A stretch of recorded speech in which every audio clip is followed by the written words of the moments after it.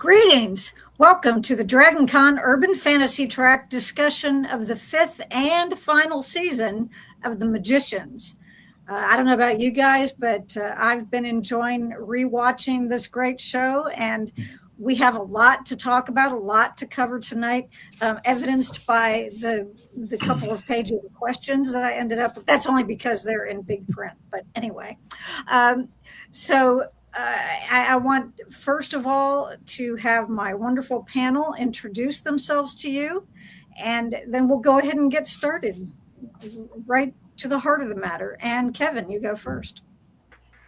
All right. Kevin Batchelder here. I am the assistant track director for Carol and a longtime DragonCon attendee and speaker. Alice? I'm Alice Edwards. I am a erstwhile panelist with a couple tracks, mostly American sci-fi fantasy media. I am also a biostatistician and a researcher in suicide prevention and exposure. Wow, okay. Marks. Hey, I'm Mark Spile. I'm a podcaster, author, and all that good stuff. I have an MFA in writing popular fiction, so I could do panels like this. And I've attended DragonCon for a number of years, loved that convention, and then have been fortunate enough to be on some panels over the years. Yes, and I think you do hold the record, I believe, for being on more of my virtual panels, the media ones anyway, than anyone. I think you hold that record. If somebody ever wants to check that for me, go in and go through our 100 videos on the track page and see, or on the channel. I remember doing one with them in 2020 when it was virtual DragonCon. So it was crazy. Yeah, that's right. Okay, Rocky. Rocky Shields, Southeast Missouri, in long time. This will be 18 years for me at DragonCon. Carol invited me 18 years ago, so been fan of the Urban Fantasy Track since the beginning. So, and lover of TV and movies and books. Yeah, I was gonna say, and speed reader extraordinaire. Yeah, that's one of your super talents or your superpowers. And Margie. Hi, I'm Margaret Parsons. I am a volunteer on the American Sci-Fi Fantasy Media Track, panelist on occasionally in urban fantasy, and most recently been working as an actor in the Department of Education for the medical school as a standardized patient. Wow, that's I'm very curious about that. So you'll have to tell me about that in more detail at some point. Maybe we'll have maybe I should interview you and we'll have it on the track. Now, my first question is about the main characters. Did you have a favorite? If looking back over the series, did you end up with someone that was a favorite character at the end? It's okay if you didn't have a favorite or if you had two, but if you did have one, is that person different than the way you felt at the beginning of the series? And Kevin, you get to go first. Yeah, I think there's several I could select. I think put on the spot, the one I would say that, especially on the rewatch, certainly appreciated more with the rewatch, would be Margot, and how much of the MVP she really, to me, has been throughout the entire series. As I've mentioned in some of our previous Magicians discussions, I wasn't sure I was going to continue watching the series since I wasn't a fan of a lot of the characters early on with how selfish they all were. But as time went on and the group developed and all, I think Margot is the MVP and probably my favorite character for that reason. Okay. Alice? How to pick?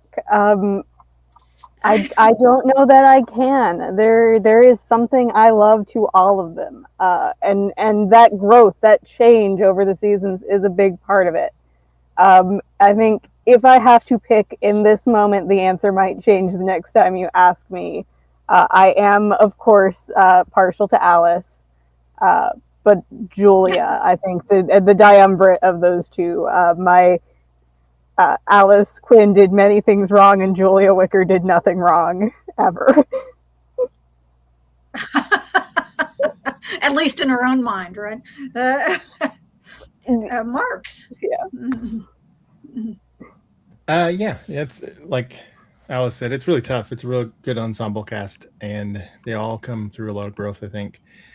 I'm tempted to say Margot too. I would say maybe just to make it a little different, I would say Elliot and Margot together in a way. They both went from kind of drunk partiers that, every once in a while showed promise, but also very self-destructive to, leaders of a world and everything else, and found love, lost love, refound love, and everything. I think in a way, their friendship is really the core of like the chosen family aspect of it all in a way, because and also in the sense that like when one of them's making a mistake, usually the other one kind of helps them course correct, and vice versa.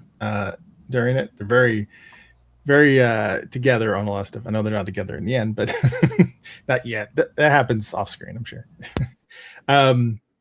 And I just think they both changed quite a bit. There is a good argument for Julia, though. I'd almost like throw in a hot take, like maybe Julia was the main character all along. But yeah, that's what I say. Yeah. I just love Margot and Elliot's lines too. They're great. They're also these like really cool, like we're so cool, we're too cool for school, but also we're big geeks when it comes down to it, because they all know all the inside jokes about Right. sci-fi That one show. exchange they had a couple seasons ago, yeah. And Yeah. there's one line, and I can't remember. It is from a few seasons ago, maybe season 3, that I forget what the actual situation was. I think it was something going on in the physical kids cottage that they were annoyed by, and Margot's comment, or maybe it was in Fillory actually, and Margot's comment to Elliot was something like, when we're no longer the most annoying people, or the most obnoxious people, something's wrong. When there are people that were worse than them. It was something to that effect. But anyway, okay, Rocky. Short answer would be Elliot and Margot, and like the time loop episode where they're like, "Oh, why were we picked? Because we're the coolest," which, in my opinion, is the truth. But I'll actually say Penny, because I just liked him the most in season 1, and his character growth throughout the 5 seasons, considering he's like a minor character in the books. That actor like really pulled off that character, and the scene with his mom in this season just like tore me up. So I'm gonna go with Penny as my favorite over 5 seasons after Elliot and Margot. Okay. And Margie, bring us home. Penny, I've always been an Elliot fan, always. But Penny came in and stole my heart this season, and it was just that slow burn and steady. And he really is so much the grounding force to this season, in really subtle ways. When things start to go sideways, you can kind of always take a breath when he's on screen, and just sit back and enjoy. But second, very closely, is Dean Fogg in this season, and the work that Rick Worthy did this season to have 2 separate Foggs that were immediately distinguishable. Right. Yeah. In physicality, in looks, in temperament. You didn't have to wait for him to speak to realize who you were with. Even when he first appears and you know something's wrong. You don't know he's Fogg 17 yet, but you know something's not right. And that was fascinating to watch. Yeah. Psycho Fogg. Yeah, that was, yeah. I had him in my notes. I did refer to him as Fogg 17 because Psycho Fogg would take more time to write, but I thought that was a funny nickname. And considering it came from Todd, it's like, well, you got to got to take that into account. But now, excluding the finale, since we will talk about that separately, did you have a favorite moment or scene from this season that really stood out to you in terms of, you know, how you experienced the show? What, you know, just something that was very meaningful to you. And Alice, you get to go first this time. Might be an aspect of me just being first and nothing immediately coming to mind else, but Santa's appearance, of all things, what an incredible when you consider just how much of a Narnia pastiche and love letter this series is, to have that come in. I mean, that's Narnia to a T. Right, yeah, and that I agree, because when it, you know, upon first watching it, it was like, oh my gosh, this is fabulous. So yeah, that was great. Marks? Had a few favorite episodes, but I guess if I had to pick one, I don't even know if I would say it's my favorite, but I just love what they did with it, because there's a lot of good scenes in it. Was episode 12, The Balls, because they have really good episodes in the show. They were heist episodes. They have really good musical episodes, and this was a nice mix of the two, right? Especially the episode before the finale. And that was really cool. I like the magical suitcase where everybody just kind of comes out of it, and they have to deal with those golems. They get a call back to where they have to bottle up their emotions and stuff, and the whole conductor scene, seeing a character who's usually a lot more serious and evil being forced to dance and sing around with Zelda was pretty hilarious. Right. And their little heist book, when it opens up into the whole map of the whole hotel and stuff.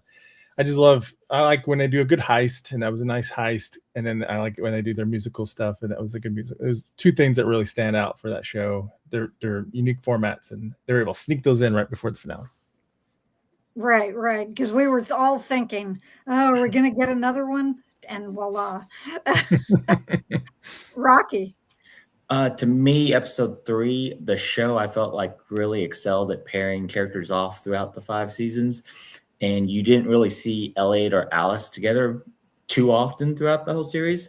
So to me, them coming together over Quentin and taking, his piece of his soul, I just thought their interactions that whole episode were some of the best in the entire season. And,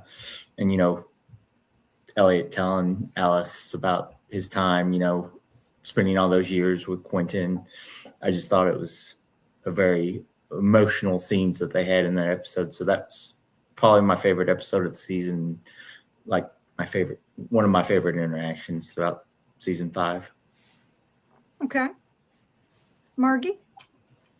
The scene at the well is one of my very favorite throughout all of the series, because we do have that coming together early on between Elliot and Alice, and then everything gets shattered with the threesome. And they don't come back together really until the first couple episodes of this season. They have a little bit in 4 where they acknowledge one another, but that scene where she looks at him, she says, "Do you think I didn't know? Do you think that I could have asked him to love only me? If Quentin was anything, he was messy." That just kind of summed it all up for me. And the two of them were both mourning someone they loved, and then they gave each other permission, in a way, to mourn even more deeply and to move past. Right. Kevin, what were some of yours? Yeah, by far, it for me, it would be that episode and that scene with Elliot and Alice. The entire episode, their journey on the hike and then at the well. But since we've already talked about it so much, the other thing I'll mention, and it happened a few times, but I very much loved how much Margot cared for Josh. and the whole Mhm. not wanting to admit it, and giving him her eye so she could keep an eye on him and all that. I just thought that was really showing a lot of growth for Margot. Yeah. Yeah, she was, it did, you know, I think kind of evolve naturally that, they did a good job of that, of not making it seem too fast. Her being able to admit it, gradually over a little bit of time, rather than having it happen like, 2 episodes later or something. You know what I'm saying? It took her a Be, while be very to much get begrudgingly admitting it, not right, wanting to right, admit yeah, it. yeah. And then after a while, it's just okay. It's It is what it is. yeah, that was fine by her. Now, something that struck me is that it seemed as though many times that Quentin was still a character even in the show, even though he was, technically not there anymore. And Alice, Elliot, and Julia all had these very uh, particularly close relationships with him, and they were all somewhat different from one another. But which of those relationships did you find the most poignant, either in the aftermath or while they were going on? You know, there was something about those relationships that I think was very special and unique, each of them. And Marks, you're up first. Relationships with Q. Yes, yeah, they Yeah. had each of those 3 people that I mentioned had, very special relationship or close relationship with him. Yeah, I feel like what I would say has already been said was with Elliot and Alice was definitely they really tied together a lot of stuff there with those two love interests and how they're dealing with it together, because that's has already been said. It was a great scene, good episode overall. It was a Mountain of Ghosts, and but leading up to that too, with Alice trying to bring a sliver of Quentin back, and we get a young Quentin, and seeing that interaction with him, with Alice, and I guess with Julie too, because Julie knew him as a kid. So those were really, really interesting. I really think that's those 2 were the best ones. They're the ones that were ex lovers and needed to, and also had secrets and stuff, and they needed to kind of work through that. And it was interesting they worked through it together. Right. Yeah, they had to in the end, didn't they? Mm-hmm. Rocky? I would say Alice. One of the scenes that hit me was with her mom, and her mom's like, "Hey, I understand you're grieving. When your father died, I grieved too." And so like with Alice, I felt like throughout the whole season, she still felt like her love for Quentin affected her throughout, especially the first half of the season. And like I said, the scene with her mom was probably one of my favorites, with them talking about the grief and everything of Quentin's death. So for me, it definitely is Alice. I felt like Quentin's presence was the biggest draw, especially the first few episodes. Okay.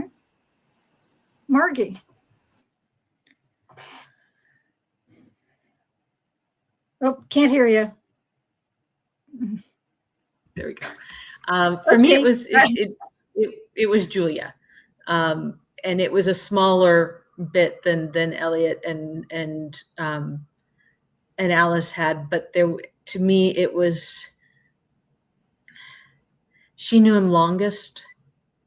She was deeply, deeply affected and missing a piece of herself, and I think that showed. And I think also when she comes and finds the golem, which totally, that throwaway line about somebody stole all the living clay, just that Fogg made early in the first episode or so, and then all of a sudden she's making the golem. I laughed out loud. But Julia was the one who was making the biggest strides to put everything where it belongs, and to mourn Q and then to go on living. So to me, it felt really authentic to watch that, because she's got so much other stuff she has to do that she can acknowledge him and move on and still love him as he was. Okay. Kevin? Yeah, for many of the same reasons. Also for me, it's very much Julia. I mean, they started as kids with their love of the books, and so the journey they took separately for quite a while, since Julie was on the outside for so long, and that created tension for their friendship. And then when she started to get more involved and it evolved, I just thought that was the one that, I don't want to say felt more real, because not that the other ones didn't, but I don't know. That one is just one of those journeys of a friendship that many of us will have with folks. You're a different person when you're young to when you're, as you grow up and, Right. and age, and watching that relationship between them change seems so natural. Really appreciated it very much.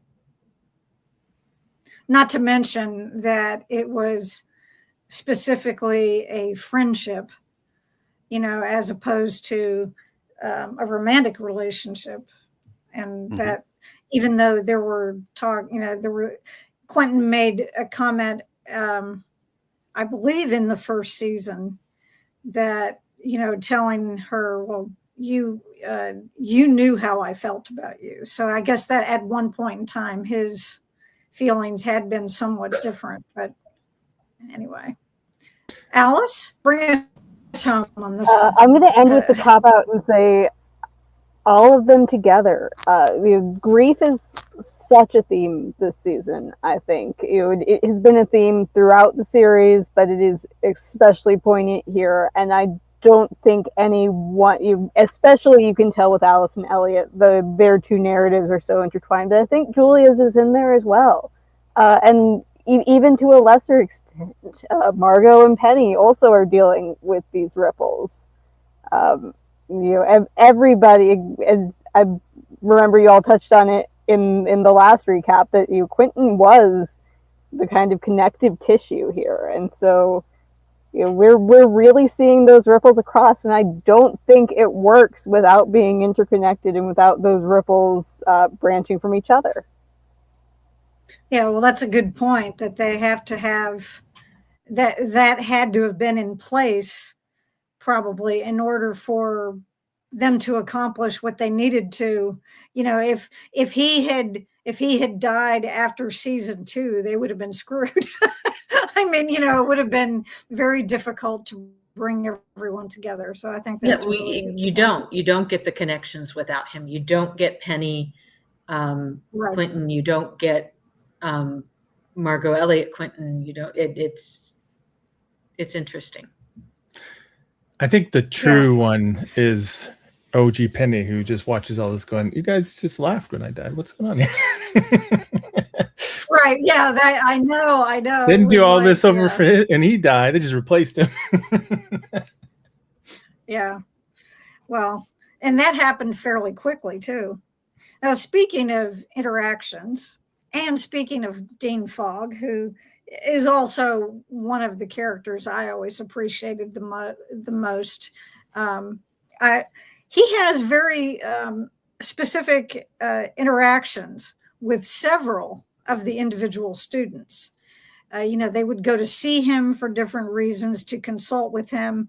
And he didn't necessarily with everyone, because I was trying to remember anything between he and Margot specifically, and I couldn't think of one.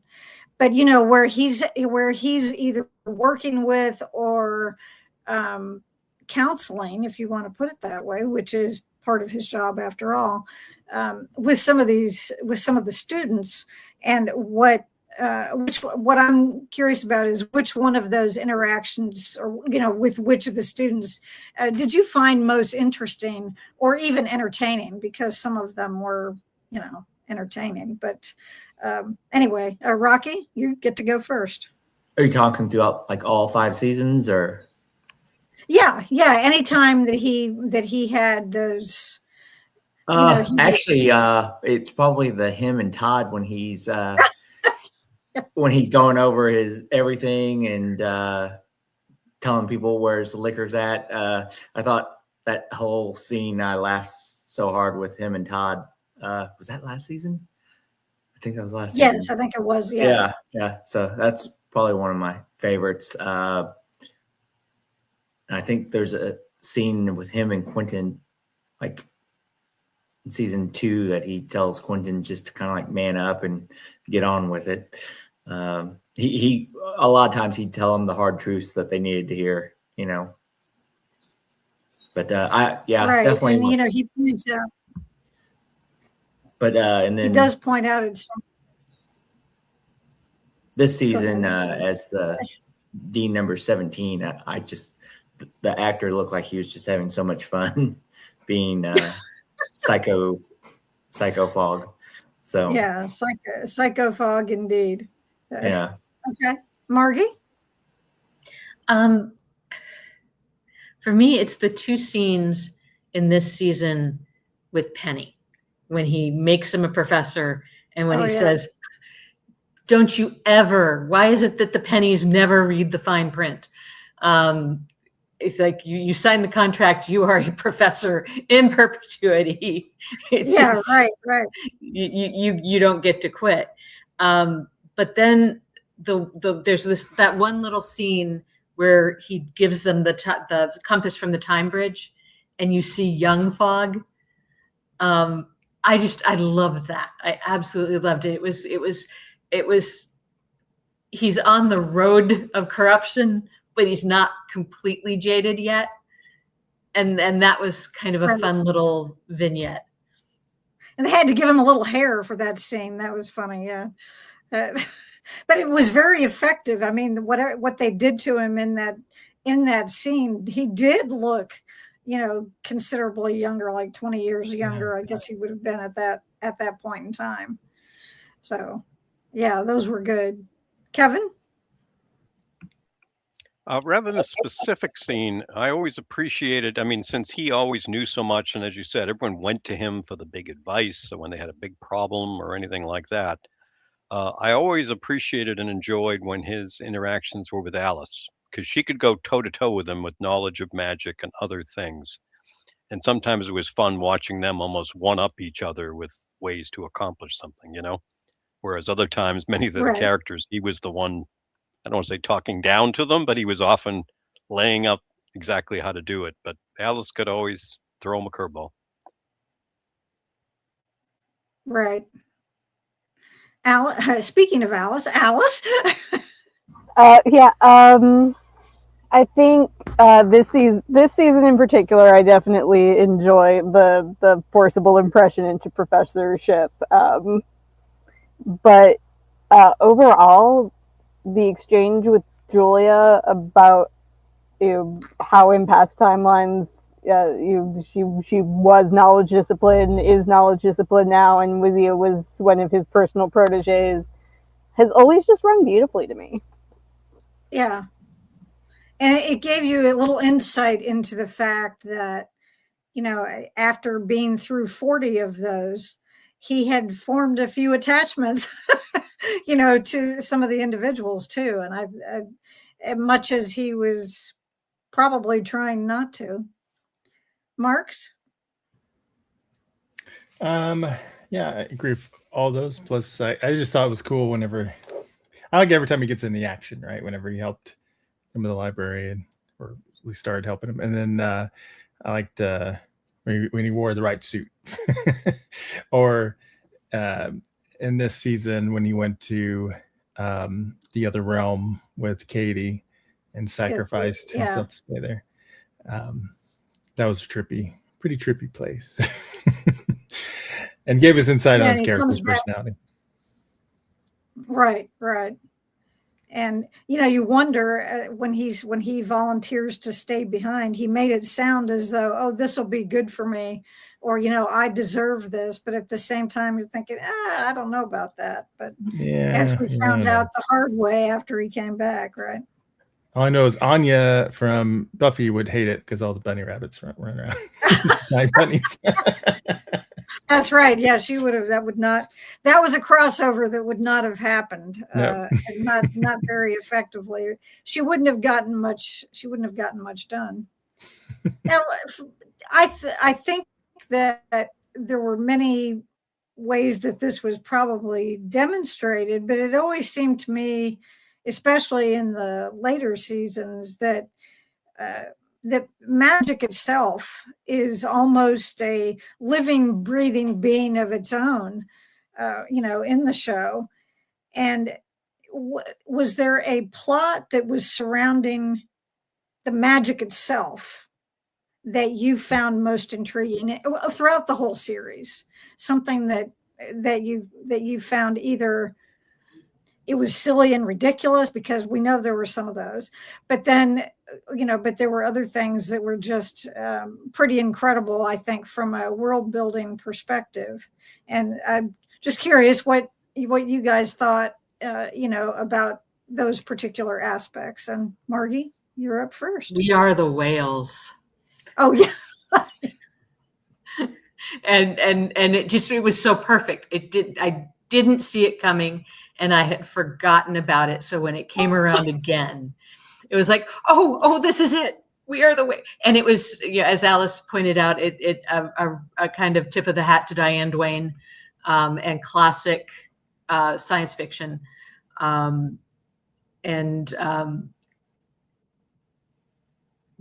was really, it was comical, and at the same time it made so much sense. That the whales would be magicians, and powerful magicians. There was another one in terms of the way the magic worked.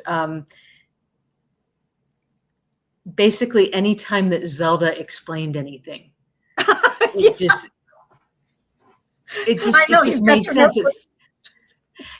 But it was just, she always had that missing piece of the puzzle where everybody almost has the idea and it's almost solid, and then she comes in and she makes it all work. Yeah. And she's an interesting character in and of herself anyway. So yeah. Kevin? The whole plot line when we started to mess with moving the moon and then, having it destroyed and, shattering down on Earth. I don't know. For me, that one was a little, okay, we're going to go there. Okay. Not so much not in a bad way as okay, at this point, this many seasons in, yeah, this is very much the magician's plot line. But I just thought it was so, I don't know, quirky when the whole almost heist thing they had to pull off to actually get there to try to do it. And then Marina was involved, and then I think we did a bad thing. Yeah, no kidding. And then it turned into the whole loop and everything. So that one is really one that stuck out for me. Yeah, guys, I think we broke the moon. Yeah. Not something you hear every day. No, you don't hear that in most, genre shows either. So that was pretty good. Alice? If I had a nickel for every time whales were powerful magicians involved in keeping a dark force at bay, I would have 2 nickels, which is an oddly specific plot element to be just coincidence. But also just in general, the approach to magic, magic comes from pain. Magic can be addictive, but magic is also a force for good. It can be corrupting, but it can also be beautiful. It can also be empowering. And I think you see a lot of fantasy, urban and high and low, all trying to kind of strike that balance of the once upon a time magic always comes with a price. Magic is corrupting, and I think the magicians probably pulled it off the best in magic is magic. It can be all of those things. None of them are necessarily inherent, but they are also part and parcel. Right. Yeah, and you have to take the good with the bad, as they talked about in the end of the show. Marks. I don't know. Thinking about it, I think like maybe thematically, it's like when you go through college, you learn like this is all this stuff. You think the adults know everything and that stuff, and you wonder what your next generation is, and you realize you're inheriting like a system that's kind of broken sometimes, especially maybe this current generation feels that way at times. But and you realize all the adults don't know everything either, and that they're flawed and a little messy. And maybe that's part of how magic is in magicians, because the system, like the librarians and other stuff, they're all very broke. Fillory's broke too. The gods are broke. They're selfish, and some of them were magicians that became gods apparently, and abuse that power. And so they get a chance. They break it a few times, including the moon, but but they have changed the system now, and especially with new Fillory or whatever they call it, they get a chance to try to create their own world and see. And it'll probably be messy, and they'll probably make mistakes too. But maybe it'll be one step better. So. Yeah, they do have pizza ovens everywhere after all. So, I mean, that's a step up, right? I know, right? Okay. You need a knife, just pick a tree. Yeah, that's right. Just find the tree, yeah. I feel like they could be very dangerous. Like the story of finding out gravity would end very differently if it was a falling knife instead of a yes. And watch out for earthquakes. Yeah. Mm-hmm. Rocky? 3 moments for me. I loved the magic ship that Elliot and Margot get stuck on, and Margot has to, talk to it about choices. The duel with Elliot and, is it a prince or a king, and his magic sword. And then once the magic fails, I thought that's about right. When you need it the most, it fails on you. And then just fantasy wise, in season 5, Josh, like the magic bunnies aren't talking anymore. We can't communicate. And I was like, that's very much this show. Yeah. So me, those 3 are probably some of my, most outrageous, funniest things that the show's done. Magic talking rabbits to communicate between Earth and Fillory. But so I'd say those 3.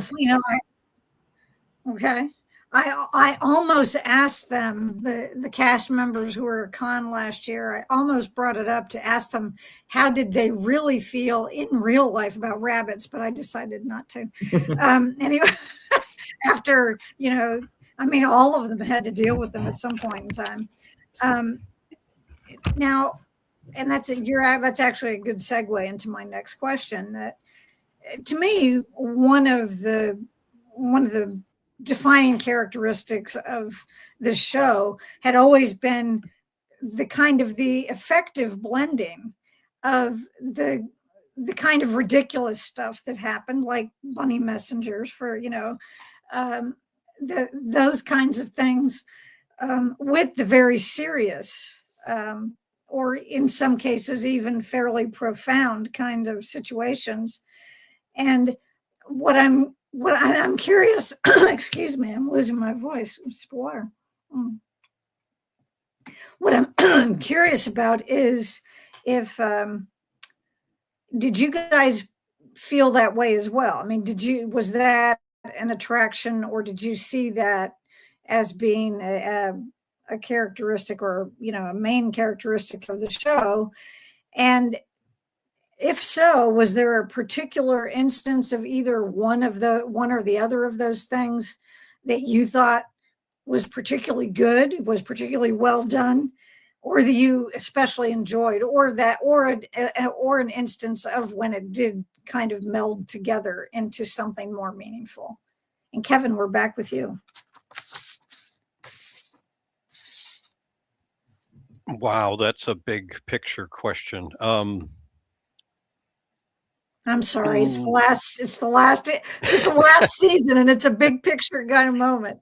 Yeah, no, I mean that's, or at least for me, and I think lots of other folks, when you're watching a show that has a pretty good amount of serious or deep or impactful content, just like in real life, every now and then you want to have a silly laugh just to cut things, to Right. keep it from being too deep or too Comic relief. Yeah. solemn. Yeah. Um, so do I think this show did that well? Yes. Were they knee slapping things like on some shows? No, not at all. It was very much a part of it, as we're pointing out, from the talking bunnies to several other aspects. So, I mean, I think as the show went on, settled into what it became, that aspect of any good show, when the writers can write to the skills of the actors, and the show is successful enough that it can take some bold choices. I mean, it's why to me this show succeeded, and especially on a rewatch, that I thought it very much entertained it. I mean, I didn't have anything that really stuck out of individual moments of that. I enjoyed knowing, especially coming into this last season, that it was very much the grief season, very much the big bad this season was everyone dealing with grief in a different way. Um, that it was nice coming through it, as I said, just some of those Josh and Margot moments with her eye, and using that very frequently to just lots of fun stuff of what's going on, and her not wanting to admit, that she's trying to keep up on him. So I thought it, in general, they did a good job of making it natural. It didn't stick out in a bad way. Some shows, they try so hard to throw in a joke to cut the tension. Right. You just see it as a joke done to cut tension rather than a natural human interaction. So to the writer's credit, I think, right down to near the end when they're doing the big heist, for the seed and everything else, they gotta break into song to be able to control the henchmen and everything else. Of course they do. It's the magicians, and they make it work. That's the That's credit right. I have to give them. So that's, in a global way, it was done well, but it didn't really stick out to me, and I take that as a good thing. Right. Okay. Alice? Um, Years ago, I actually had the pleasure at Dragon Con of attending a panel with Lev Grossman and Jody Lynn Nye on writing comedy in fantasy. And I think this is one of the things that is a translation and a holdover from the books. I haven't read them as deeply as I might like to. That's a project for later. But from what I know of Grossman's writing style, it is very much in that vein. Another one of my favorite book series is The Locked Tomb, which also does it similarly. And I think all of the Magician's novel, the show, and The Locked Tomb all take this approach to their irreverence and their reference, and there's moments of very silliness, and that they approach it naturally. They don't try and force it in. They're not looking to where can I reference this show or this meme. It's just an aspect of how these authors and showrunners and writers talk, and that translates into how characters would talk naturally, and I think it makes it work. It's also incredibly, we talked about rabbits, and I have always been so tickled by the fact that the rabbits on Fillory are used to check for pregnancy, because the Friedman test, Right. Exactly. the test method involved rabbits. Makes you wonder how many people would actually prefer that method, just to go hold a bunny and have it tell you out loud. Yeah, that is true. Marks? Yeah, I mean, I think it does a great job with the humor, because it just kind of feels organic and it's so it kind of is over top, but it's just so unexpected sometimes. It's just really funny.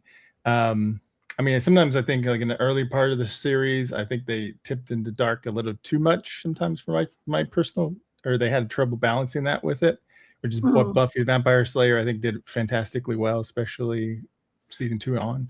And it's hard to balance. It's hard to go from laughter to terrible horror and stuff. But the Magicians did a great job with it and got better and better every season. and I just love a lot of the stuff with Fillory. I think it's great. I think there's not too many Portal Fantasy live action TV shows out there, especially combining urban fantasy, academia with Portal Fantasy. So it's really unique in that way. And I love all the nods at first to Narnia and just how wild and crazy. We always learn something new about Fillory every season. So I always enjoyed the Fillory stuff. And they did a great job making it feel, using the Chatwins in their past to really bridge that with Earth, and they did a great job bouncing back and forth, keeping us interested in Earth while doing Fillory stuff. And you get this funny Fillory humor where Fillory's culture is so weird sometimes, and you get talking animals and all that good stuff, and you can come back to Earth and do all sorts of crazy stuff. and I like the cat scene where they're like, "Oh, insanity in the cat," and it looks the same. Oh, it's having a terrible day. Yeah, exactly. What did Lipscomb College said? But it's going to get scratchy. Yeah, that was fine. But anyway, so yes, I thought I did a really good job blending that together and without feeling forced. Okay, Rocky. Two scenes that I thought they did very well with the humor and darkness. First one, Alice and her parents. Her mom's, over the top and the comedy, and then her father passes, and the dramatic of it. Second one would be the Elliot or Elliot as the monster and Quentin scene where he's packing up his dad's stuff and the monster's breaking all the model planes and stuff. I thought I laughed when he was breaking the planes, but then it's also a serious moment between the two. And then third, I think Marina. Every time she was on the screen, she was over the top, and she had multiple Marina differences in season 5. So just she always brought a lot of humor to the episode. So I thought she did very good. And of course, Dean Fogg brought lightness, like he tells them, 39 times doing this, you drink too. Right. Exactly. Yeah. Yeah. Yeah. And to your point about Marina, how many of the rest of you were always glad when she showed up? Oh yeah. I mean, Everything I was that actress always is glad in. when she showed up because you knew something. Now, when we first met her, she was pretty disturbing. But then, further in season 1 and from then on, whenever she turned back up, I think it was partly because you never knew for sure what she was going to do next, or something like that.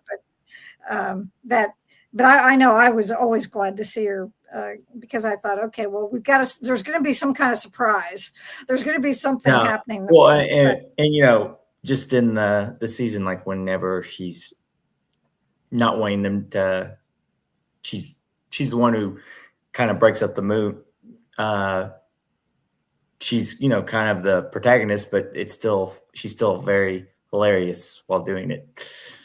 She's their best frenemy on the show. Yeah, exactly. That's a good way of putting it. Yeah. Margie? There were so many over the top moments. And I thought one of the ways that they acknowledged that, whenever it got to be almost too much, there was either a remark from Fogg or Margot, Lipscomb. There was always a commentary from someone that's like, well, yeah, of course it is, because why wouldn't it be? Just to bring you back and say, hey, we acknowledge it's crazy, but this is the way it is. And you either buy it or you don't buy it. And so it kind of pull you back in. But in terms of, there was one moment for me that just took me out completely, and that was Red Monkey Month.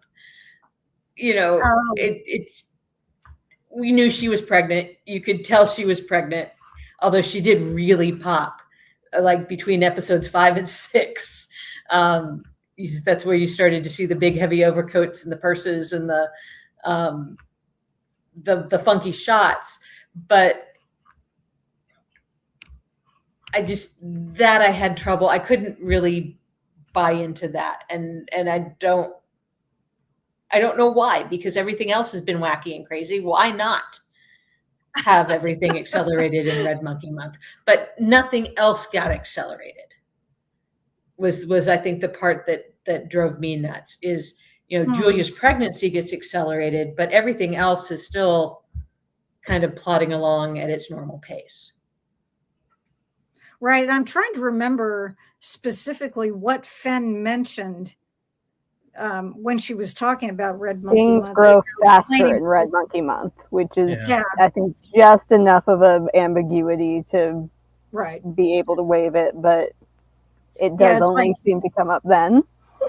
Right. So it's like, how big are your plants, or how tall are your trees getting, that kind of thing. So that's interesting. Yeah. They need a scene where Gardner was complaining about all the plants. All these darn plants, I just can't keep them. I hate Red Monkey Month. Yeah, that would have maybe explained a bit anyway. Now, one thing, and this question actually occurred to me when I was out on my walk today, that what would you say the impact of this show was on the genre of urban fantasy, especially in the realm of media, of course? Did you think it contributed anything new to the genre, or did it reinforce or maybe even improve upon some kind of existing characteristic that we've seen before, or things that we've been things that have been shown, whether over time or somebody else did it a few years earlier or something like that?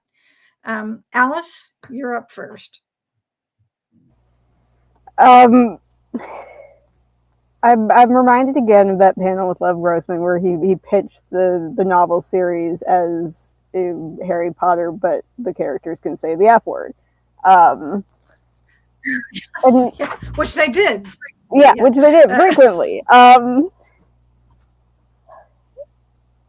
I think it's definitely much more in that space of deconstruction and reconstruction of what has come before in the wizarding school, which of course Harry Potter is far from the only example of, and also Narnia, and just in general. We, like I said, we touch on Diane Duane. There's a lot of genre awareness and referentiality to it. I don't think we've seen pieces come out in response to it within the genre yet, but I am very excited to see what that next step is, that cycle of deconstruction and reconstruction leading to more reconstruction. And The Magicians was, especially the TV show, in contrast to the novels, as I understand, was doing a lot of that reconstruction work foundationally. And I'm excited to see what people do, taking it very sincerely with that influence. Okay. Marks. Yeah, I'm trying to think. It's a hard question. I think it probably, books probably did more than anything else, influence other academia type books, or dark ones. I'm trying to think of TV show. I feel like, I guess maybe it could have influenced Legacies that came out as a school one. I think maybe just similar to what Alice said, just that deconstructing the genres and remixing it in some different ways. I feel like we'll see more of that down the line, probably, with the show. I hope there's more Portal Fantasy, because I think that's cool and you don't see it very often. But I don't think we've got it yet, and that I can think of on television or movies yet. But yeah, unless there is one. Okay. Do you know one else? I just remembered, and it's a stretch, but actually, there's a lot of Magician's Blood in the new Starfleet Academy show. Oh yeah, I can see that. Yeah. In the new what? The Starfleet Academy. Oh, okay. All I'm right. curious, how Interesting. so? How do you see that? Again, that very critical approach to the academia of an established setting. The teen drama in that sort of more stuffy. A lot of your previous wizard school works didn't really deal a whole lot with the whole being students of it all. And so the magicians bringing that in, I see a lot of resonance in Star Trek and Starfleet Academy, bringing that into its characters. That it's now these are not our buttoned-up Starfleet officers. These are 20-somethings going to college. I can kind of see that. I mean, it's a more of a PG-13 version. Yeah. but yeah, I can see that. Yeah. Now you point that out. Yeah, because Oh, you mean in Starfleet Academy? Go ahead. Yeah, with the humor and the kind of meta commentary in a way, because you sort of have a kind of a YA Academy element from like Ender's Game and stuff, but this is a very different feel than Ender's Game, and so it's like kind of like Ender's Game meets a little bit of Magicians, I guess, right? In tone and everything. Yeah. So not one to one, but there's a lineage there, I think. Yeah. Interesting. Okay. Rocky. For me, a show I'm watching, and it's in season 4, From, which is dark fantasy, and Magicians just like, was one of your best dark fantasy type shows with adults. And, none of the characters, were perfect. They all had their issues. And watching From, which is on MGM Plus, their characters are pretty flawed and not perfect. And it's pretty dark fantasy with some humor. So I'd say out of everything I've watched since The Magicians, it's maybe one of the closest in terms of hitting that darkness with a little bit of light humor. Yeah, I love From. Awesome show. Yeah. Yeah, they're like takers in a way. Yeah. So I'd say Like out of anything I've watched since The Magicians, it's in terms of adult dark fantasy, it's probably something that is in the vein of The Magicians a little bit. Okay. Another one I haven't seen just because I don't have MGM Plus, but Margie? I can't think of anything current that I would say is necessarily a child of. But I think we're going to see some really interesting impacts, especially with the way they handled time travel and time loops. And they've given us a little bit more permission now to be fast and loose with them. In terms of, not everything's going to cause a paradox. Not every change is going to be the end of the world. That, especially when combined with magic. Because if you've got magic in the game, the time paradox can be ameliorated a little bit. Right. And for me, that moment when Penny blows the dandelion from a different timeline throughout 23, I think that's where they are. When he does that to it's like, now they're all screwed up. Now we've got a little bit of everything everywhere. And so I think maybe that will give future shows a bit more room to play. And I think the comedy, that kind of banter, I think we're seeing the continuation of it in a lot of the shows like Starfleet Academy, like my brain just went blank, but that permission to be dark and edgy and not have everything tied in a bow at the end. Although this one, not every storyline ends nicely. Right.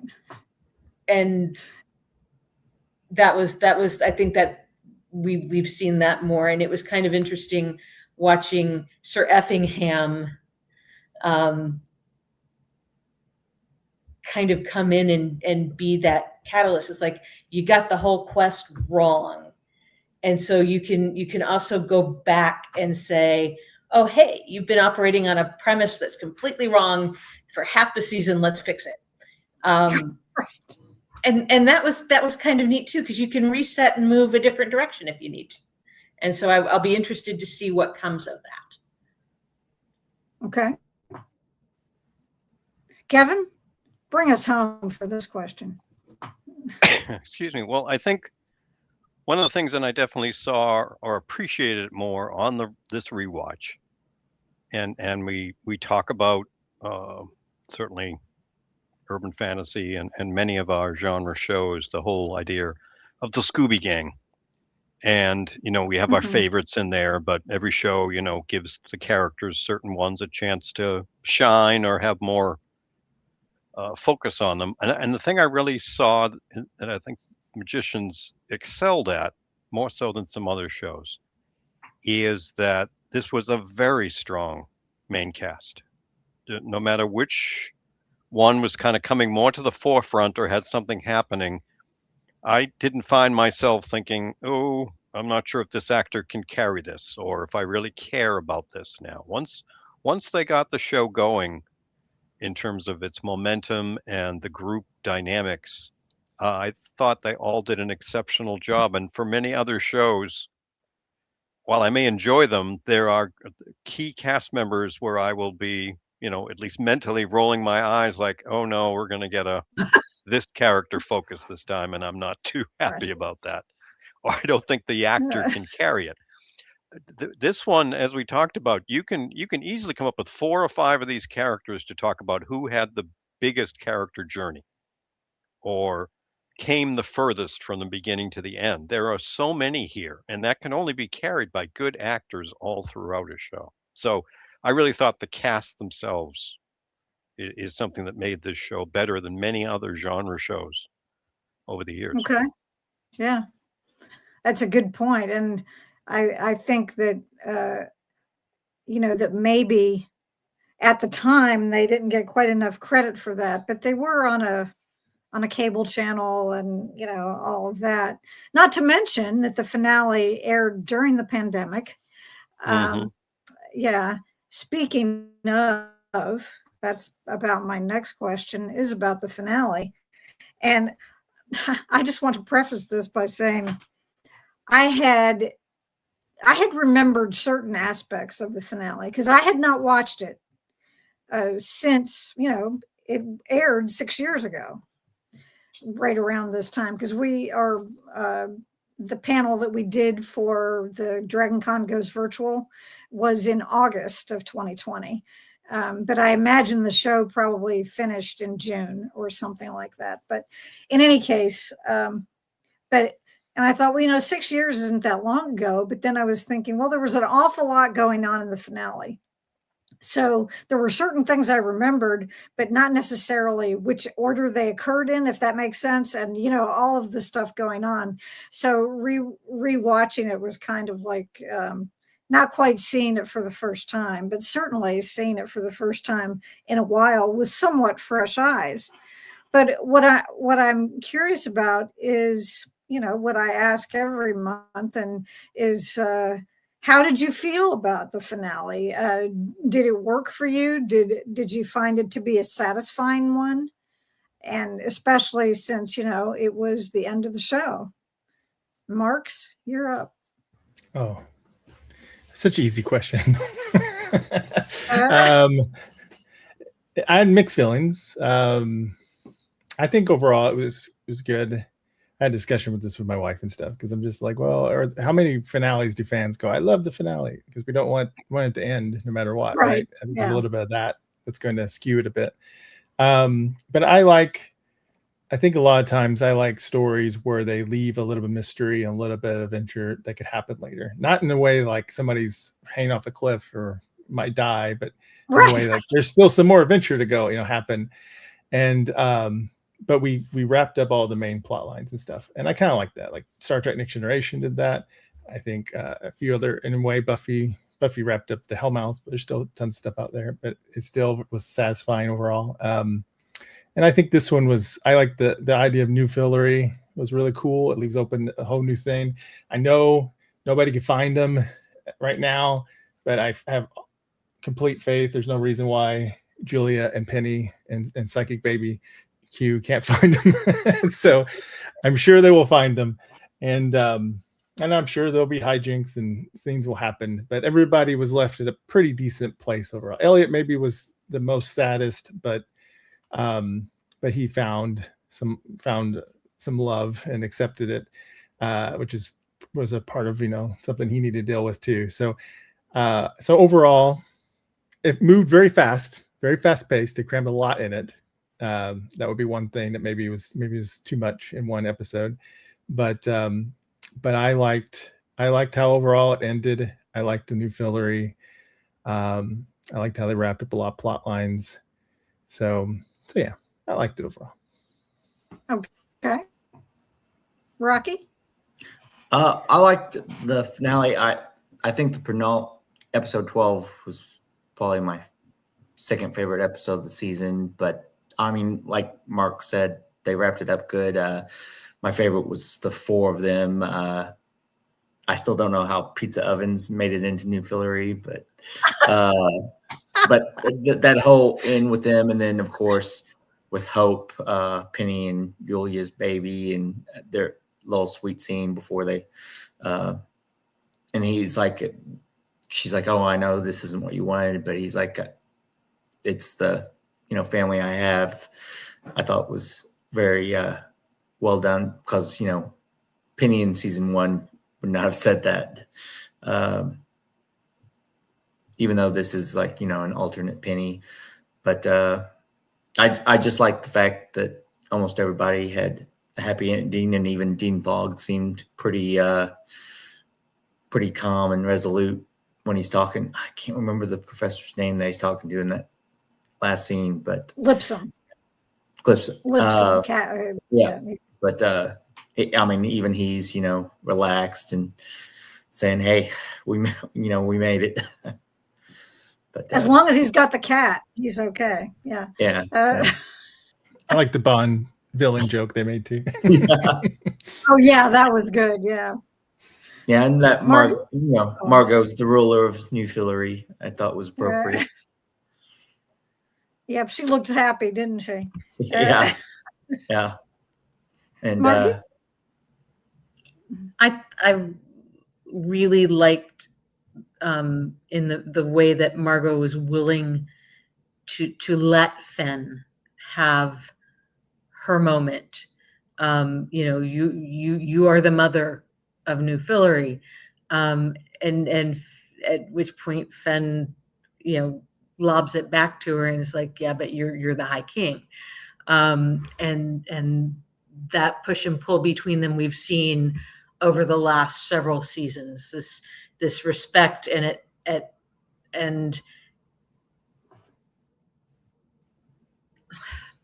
there's a love between them, and then there's also the jealousy over the Josh thing. But and Fen has been very jealous of Margot as the outsider coming in, and she's just the girl that was given to a stranger, and nobody pays attention to her. And watching over this last season her come into her own and take ownership in finding the ark, in repeating the scripture, and solving the puzzles at Embers.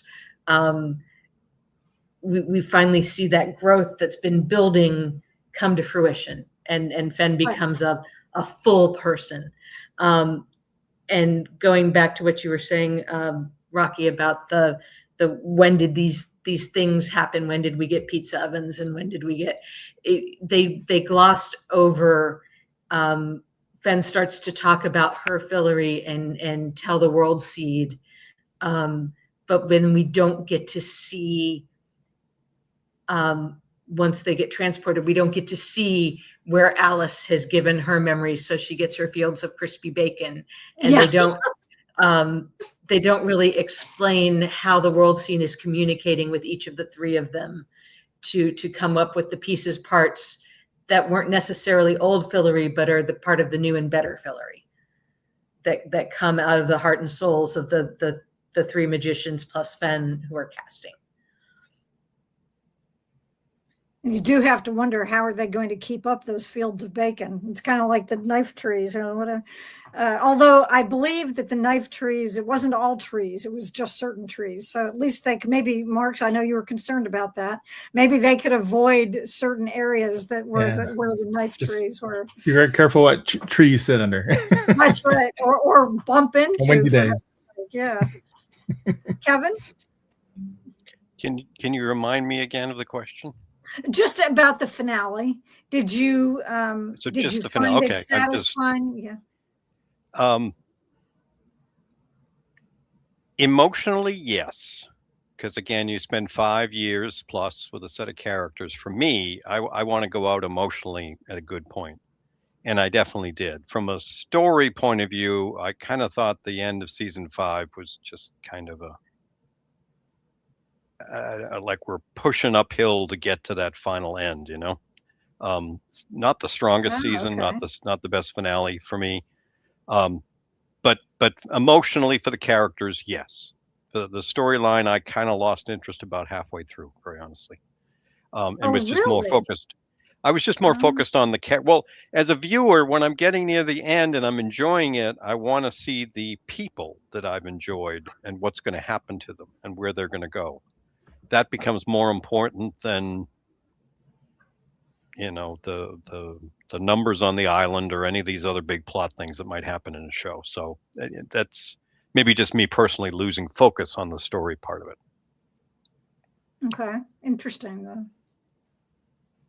Alice? I think I was definitely still hoping against. I remember in the moment, in the time, I was hoping against hope that there would be a last minute pickup.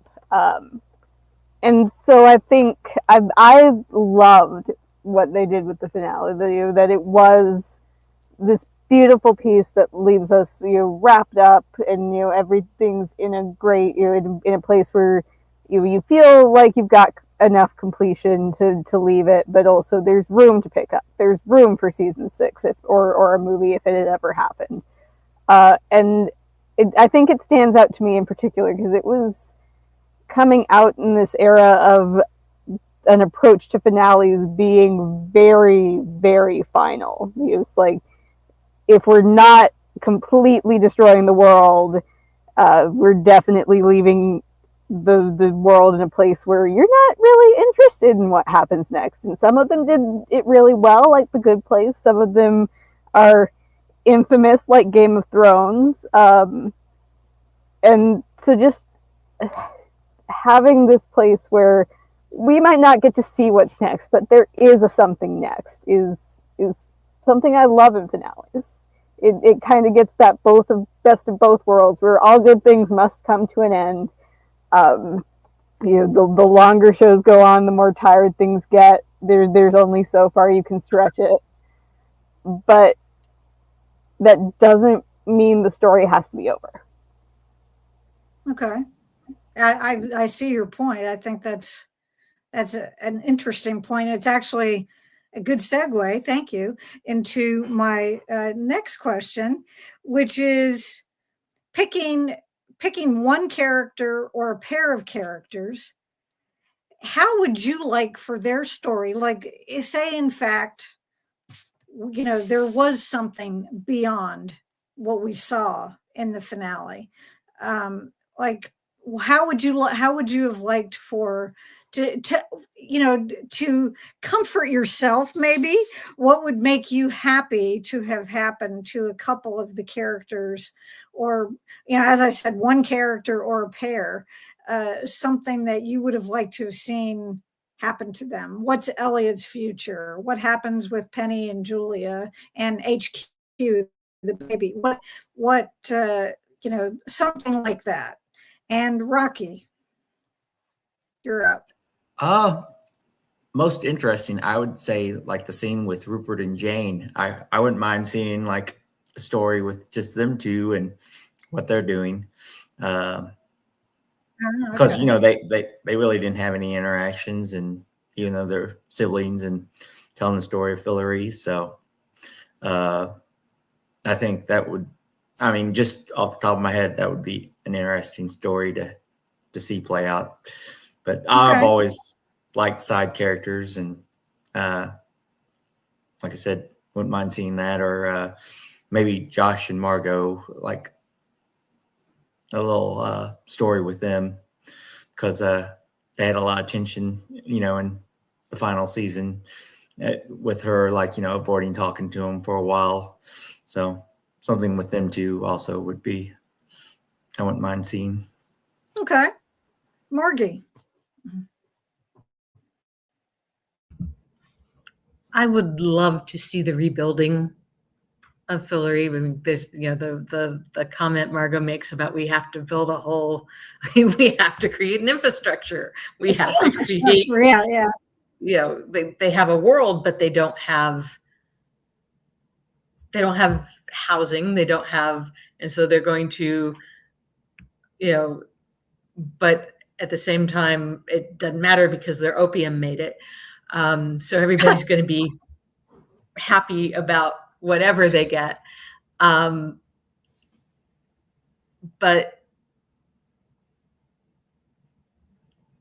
there was so much tension among the different factions still on Fillory. You still have fairies versus Fillorians. You still have the other kingdoms that are on the planet that they're all going to come back, and as far as they're concerned, it's yesterday. You know, their circumstances haven't changed, Right. except they're in a new place. They didn't have any time all of to a sudden prepare they for all what they were disappear. doing. Yeah. And now they're just, oh, here we are, and everything I know is gone. So they not only have to create infrastructure, they have to recreate society. So that intrigues me tremendously. And I would like to see what Harriet does with the library. Because Okay.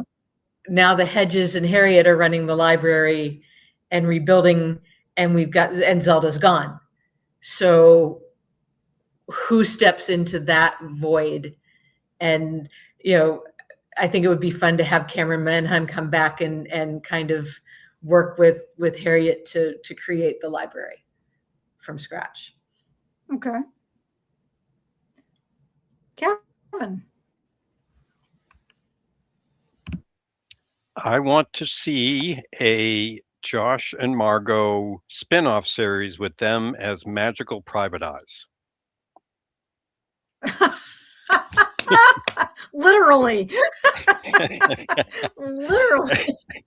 I like that. I think the Yes. comedy angle, the two of them looking into cases with Margot being very flippant and Josh being very serious, and the two of them, I think that's maybe drop that into the Dresden universe or something. We could have some gold there. And they brought up the concept of a litter toward the end too. Right. So that was kind of interesting, because she was never anybody I thought of as a mother until she brought it up. Right. Mhm. And she's just like, not yet. But Not yeah, yet. when she mentioned it, that was a surprise. Agreed. Okay, now we're all going to be thinking about this the rest of the night, Kevin. Thanks. Alice? I think I'm going to try and come at this from like an actual writerly perspective and not just the fix-it-fic perspective. I think Elliot needs serious boundaries in getting into New Fillory. I think it is a great arc for continued growth for him, and kind of another way to bring up and contrast and foil Margot's approach to ruling with his, and how he did try and did do some great things, but was never quite as serious or as invested in it as she was. I think it also might be an interesting way to explore the Susan problem. The Susan pensive can't go back to Narnia. Oh, yeah, yeah. Okay. Marks. Okay. My completely serious answer is we go to the new Fillory. It's called Finnerly because Finn gave birth to it, right? And Oh, generally. Okay. Yeah. yeah, and Margot will get jealous because there's an O in it. It's what's for you, yeah. And and High King Margot will start this new thing, this new contest called a reality show. It'll be Finnery Survivor, and have to build a whole new kingdom. So, Just trying to one up my idea, Marks. Okay, yeah, fine. I gotta work. Meanwhile, we have a spinoff where Penny and Zelda in the Underworld are hired by Hades to they got to fix dead stuff and they have to be Reaper stuff. So, and they'll call it the Librarians Underworld. It'll really confuse Librarians fans, but I'm good with that. So Yeah, get exactly. some new Yeah. viewers.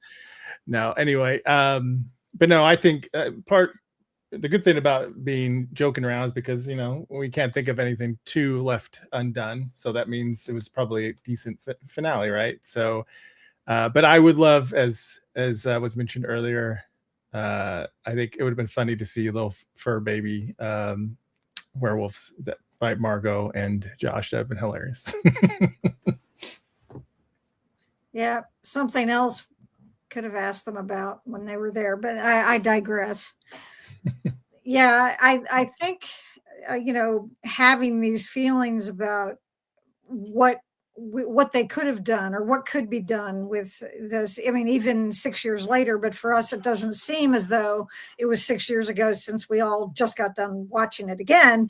But it goes to show how much, and then this is kind of to Alice's point, but how much they still had to work with if they had been able to. I mean, they would have had plenty that they could have done. All right, so for my last and very important final question, break bills or Fillory? Margie, you're first. For me, break bills. Okay, Kevin. Fillory was ahead. fun, but the reality of the real world and the collision of real world and magic for me is where I want to be. Okay, Kevin. Break bills. Okay, for the same reason, pretty much. Yeah, it's just Okay, Alice. I appreciate modern plumbing and other niceties, but more seriously, I have a terminal case of academia. So break bills for that. I'm already a working academic. That's the place for me. There you go. Marks. I don't know, kind of like Fillory, especially the new one now. They got ovens and stuff. So, Yeah. hopefully plumbing too. So, Yeah, maybe. Yeah, they could have been thinking about that on the way, and maybe they would have magically had that. they'll look at the toiletry.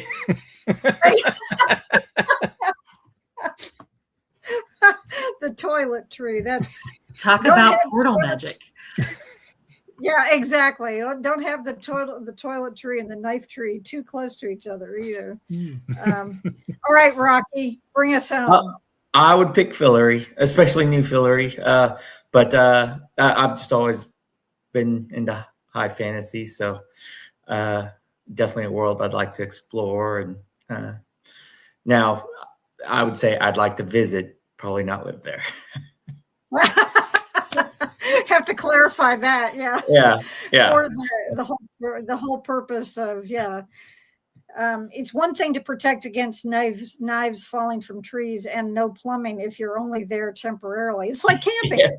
But then you get to go back home. So it'd be like visiting Ireland or someplace, Well, Did you say Ireland doesn't have indoor plumbing? What's going on? No. Well, like maybe.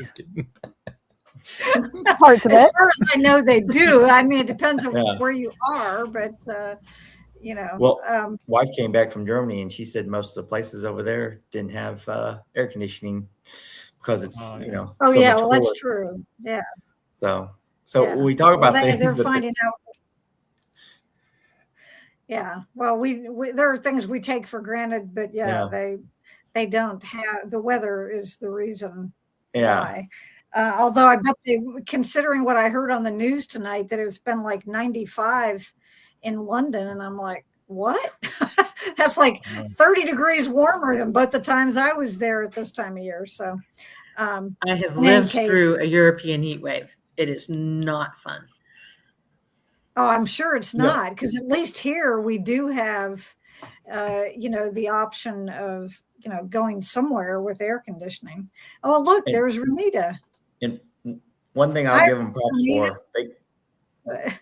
for, they got most of book 3 into this final season. I mean, the whole Rupert Chatwin World Seed, all that's in book 3. Oh, and did they?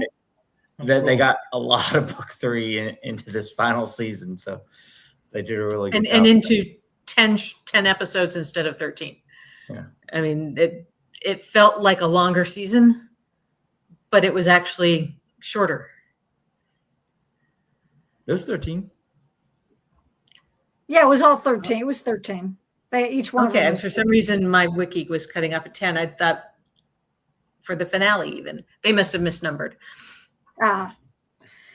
Well, folks, it has been a blast. I want to thank each one of you. Those of you who were here through all 5 seasons, and Alice, thank you again for jumping in tonight. I hope that you will be interested in joining us for something at some point in the future, here Absolutely happy and to at help. cons. So, yeah. What's that? I'm sorry. I will be absolutely happy if you'll have me. Oh, okay. That wonderful. Thank you.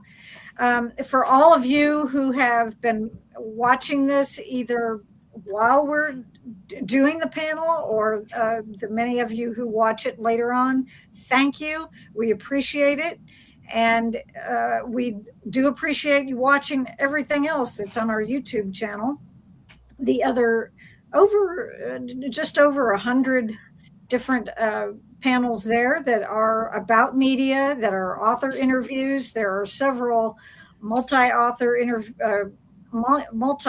panels that were from the pandemic, because that was what we had to do. So there's a lot of different content on there. So please go and check it out. Stay tuned to our Facebook page for some upcoming events. This concludes our media rewatch of a particular show for this particular year. There's this little thing coming up in a few months called Dragon Con that will take a lot of time. So most of us will be busily working on all of that. And we do appreciate you taking the time to watch this and any of our other content. Please stay tuned, as I said, to the Facebook page, where I will announce some upcoming author interviews that will be happening over the next few months. Thank you to my wonderful panelists. Let's give yourselves a hand. You've been great. You guys have been warriors. Thank you so much for doing this, and to all of you. And good night, Renita. You've been great, and we do appreciate your interactions with us. So thanks very much, you guys. Thanks to all of our viewers, and we will say good night and enjoy whatever else you're watching at this point in time. Good night, all. Good Take night. care, all. Night.